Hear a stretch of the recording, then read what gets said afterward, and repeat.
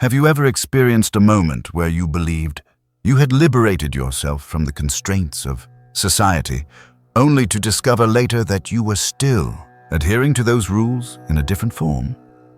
Perhaps you have dismissed mainstream ideas, lost interest in trends, or embraced a spiritual journey, thinking you had escaped the clutches of social conditioning. But what if the reality is that you are still bound by a concealed set of rules without recognizing it? Most individuals operate under the illusion of freedom. They assume that by challenging authority or resisting conformity to certain traditions, they are engaging in independent thinking. However, true freedom extends far deeper than that. It is not merely about rejecting societal structures. It involves seeing through them entirely.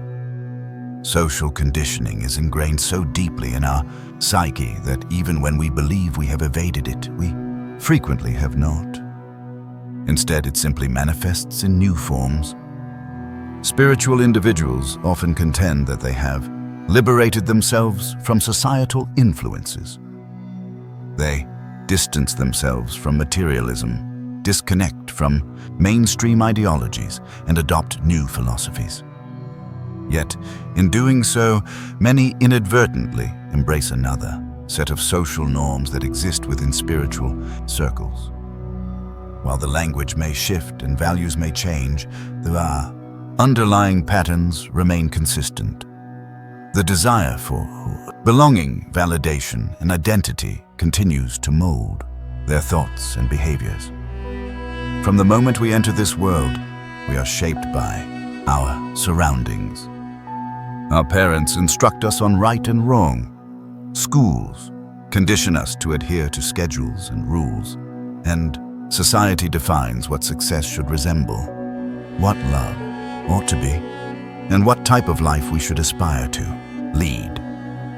Initially, we accept these notions without dissent because we lack alternative perspectives. Eventually, some of us begin to scrutinize these teachings, acknowledging that not everything instilled in us is accurate. We commence breaking free from outdated beliefs, casting aside traditions that no longer resonate. This critical step initiates our awakening. However, the challenge is that this process often reaches a halt at this precipice. Many individuals assume that questioning society equates to genuine liberation, yet in reality, they have merely swapped one belief system for another. Consider this. How frequently have you dismissed one idea only to naively adopt another? For instance, you may have been raised in an environment that prioritized wealth and status, prompting you to embrace minimalism and reject material accumulation altogether. Alternatively, you may have grown up under rigid religious tenets only to substitute these with equally inflexible spiritual doctrines. Or perhaps you shed the expectations of society only to find yourself conforming to the demands of a new community that prizes awakening over conventional success, high vibrations over status or energy, alignment over financial wealth. True freedom does not arise from simply replacing one belief system with another. It comes from recognizing that all beliefs, regardless of how spiritual they may appear, are still constructs. As long as we cling to them, we remain influenced by social norms, albeit in differing forms. One of the most significant traps of the ego is its craving to feel exceptional.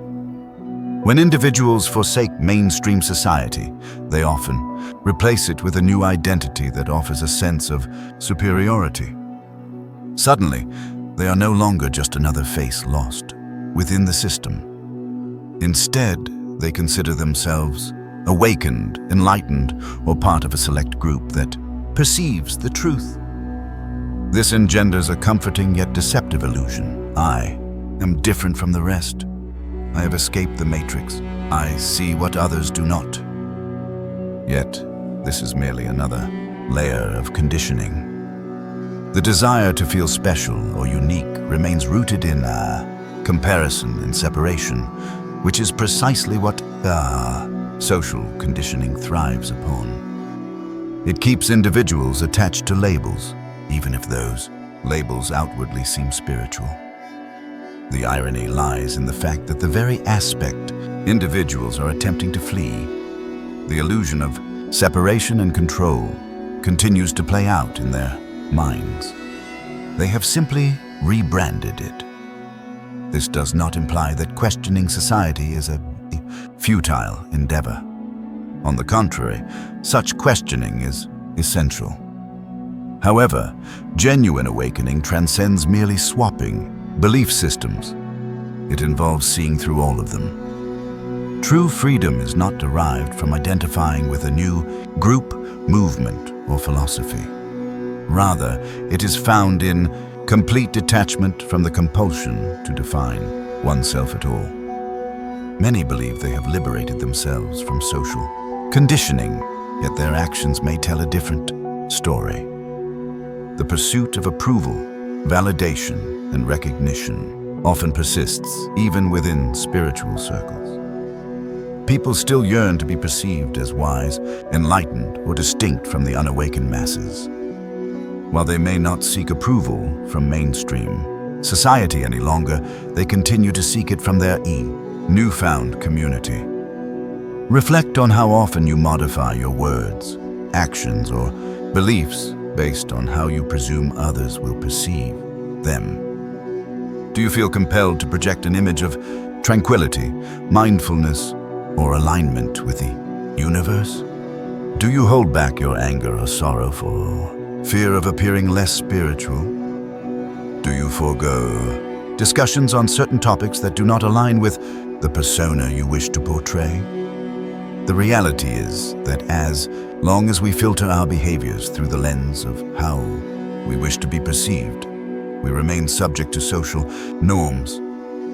Although these norms may differ from those we previously encountered, they still influence our actions.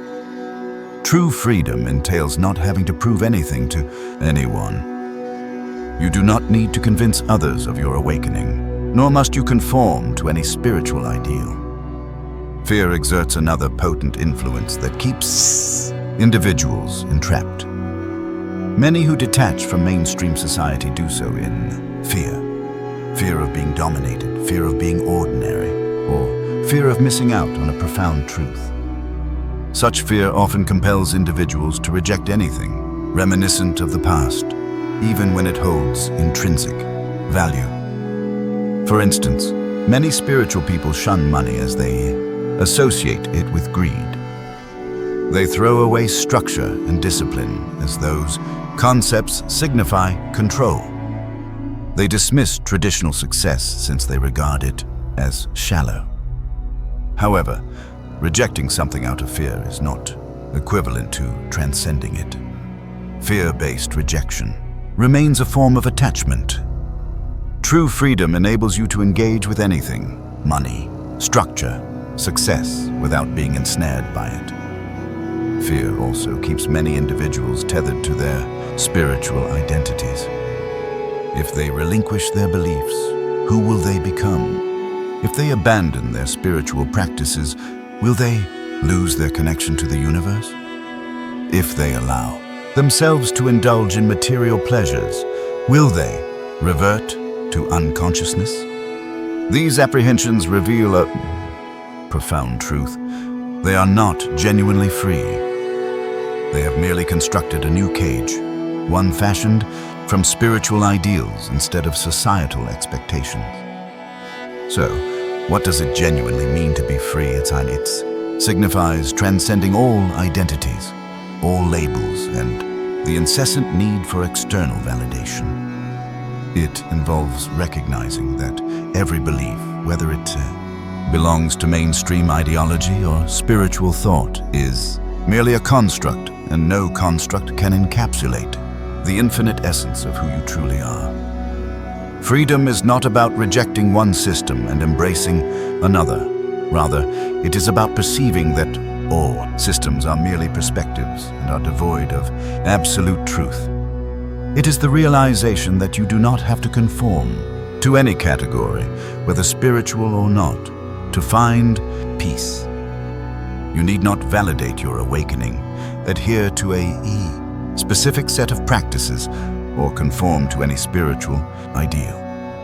You only need to be. Real freedom is achieved when you no longer feel compelled to compare yourself to others.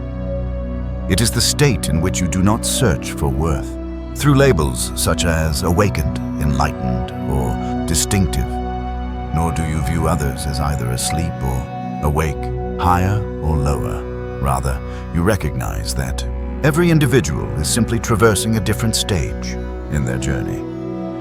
When you cease labeling yourself, you simultaneously stop imposing labels on others.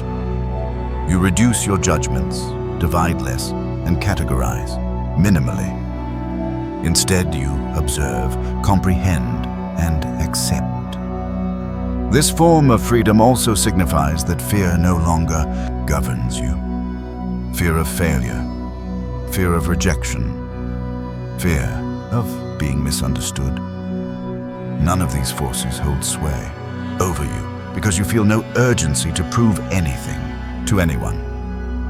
You live with ease, not because you adhere to any particular philosophy, but simply because you no longer require one to define you. Upon reaching this state, you are genuinely free.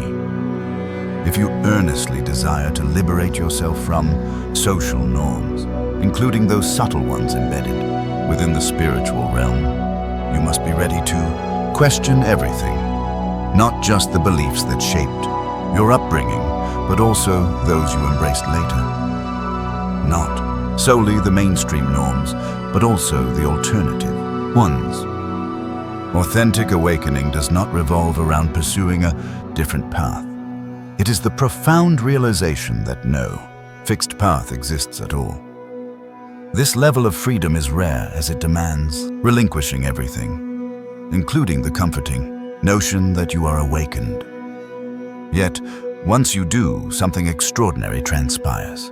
You start living from a place of pure awareness, unshackled from the invisible chains of conditioning. That is where true peace, true clarity, and genuine liberation reside.